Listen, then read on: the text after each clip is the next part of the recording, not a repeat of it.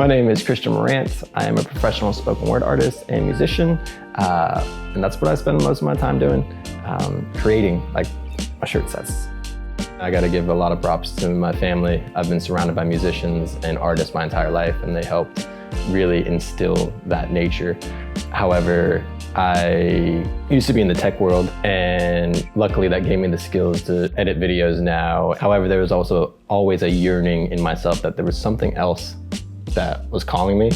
So fortunately, I saved up some money and then became very frugal too. That's a big thing. If I'm not spending it on survival, travel, or putting it back into the art business or food, I don't usually spend my money on much. So I really just kind of dove into that and followed their footsteps and found my own journey and confidence. I had something to offer and that my body and soul wanted something to get out into the world.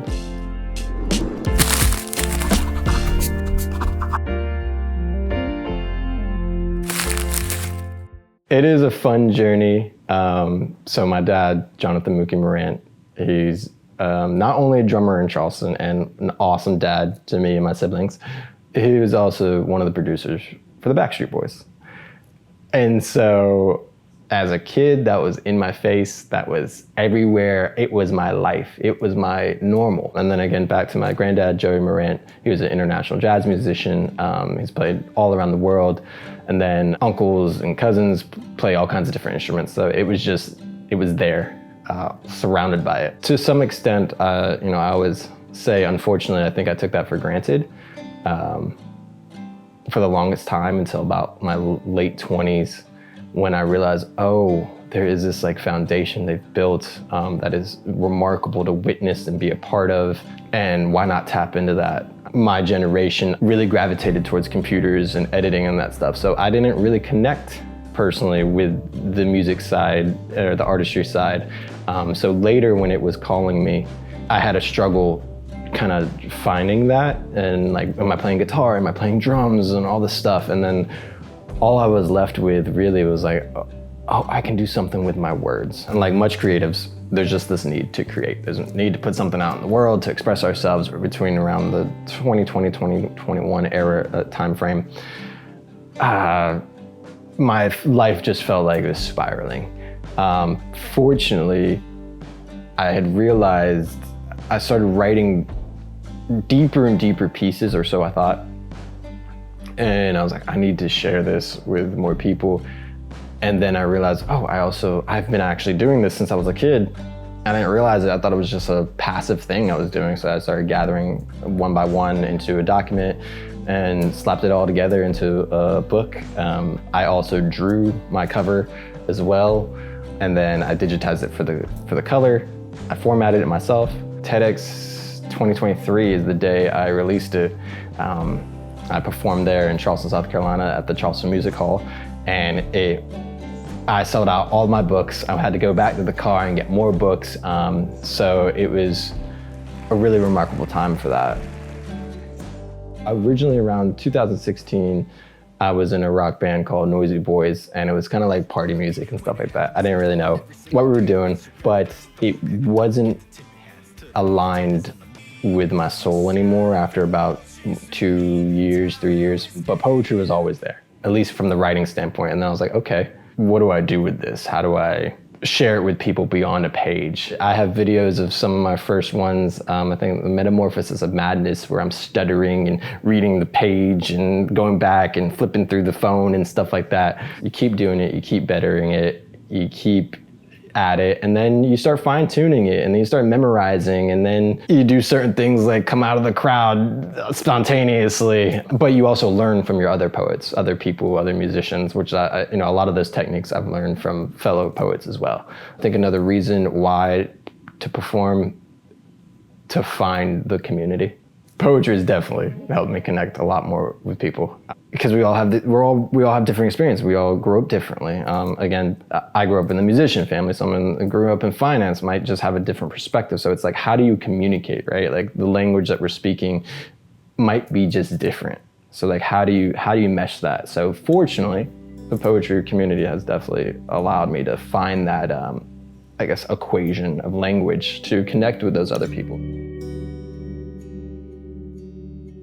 I tried to be tied down, but couldn't quite figure out what I really wanted out of life, so I shut down. Abandoned everybody who trusted me and tried to love me, because I couldn't bear the thought of them knowing that I was struggling. Mentally, financially, and everything else in between. As pride got the best of me, tempted me, and then tested me. By asking my ego what kind of evil makes her lesser me, then using that knowledge with full intention to make a mess of me. Embarrassing to say the least. Having to cope with everything. On your own inside your dome, feeling like you're so alone, but never want to rock the boat. So you do your best to hold it all together till one day you explode. From emotion overload and airing out your whole soul, bearing down to the bone where you're finally exposed to be the human that you've been pursuing all along, as you hid behind a monster just so he could write some songs.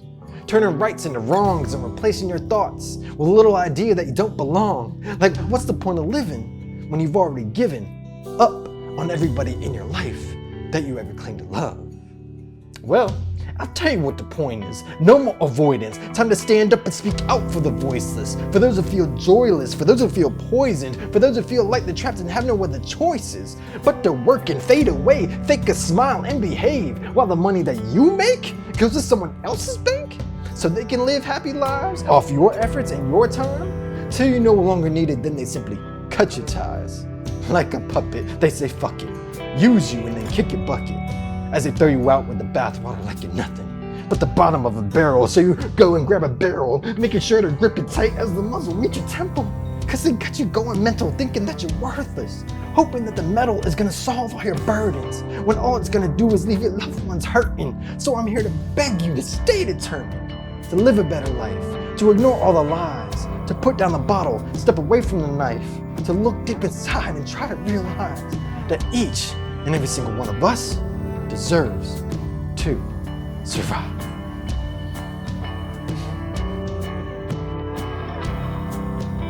For a while, it was hard to write, I think, the good stuff because I was so focused on maybe the negative stuff inside me. But that's also a sign that there's something inside our soul, in our bodies, that needs to get out. And luckily, we have this form of writing or art or expression or anything, dance, whatever it may be. I actually told a friend when I was really going through the thick of it years ago, I wouldn't know what I'd do without this. Like, it was like kind of one of those on the brink of like, I'm so stuck and feel so lost.